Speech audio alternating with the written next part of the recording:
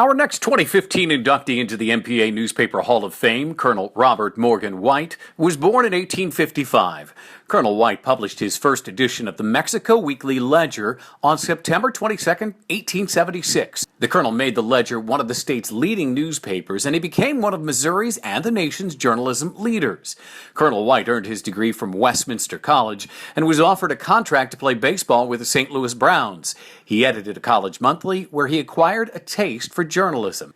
Always just and fair, he deplored dishonesty and misbehavior. He had little time or use for political demagogues or those in public life who used their positions for selfish purposes or to rob from the public.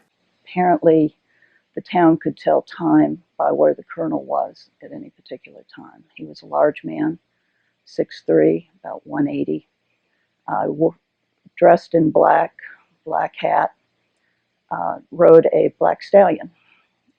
Promptly at 6, he would show up at the Ledger to go to work.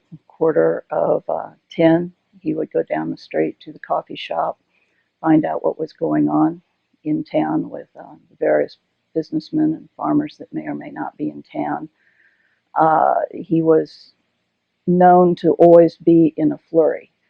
He had papers sticking out of his pocket. He was writing notes down. He never walked or rode at a walk. He galloped. Colonel White served as president of the Missouri Press Association in 1885. His son, L. Mitchell White, 1921, and his grandson, Robert M. White II, 1984, served as MPA presidents and are members of the MPA Hall of Fame also. If you were identifying something that was wrong in the community, you always provided a solution.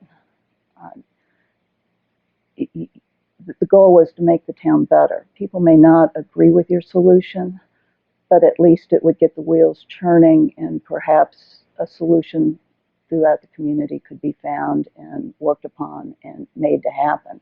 Colonel White was active as a member of the Missouri Press Association all his life and was at one time recording secretary of the National Editorial Association, now the National Newspaper Association, and vice president of the Western Federation of Writers.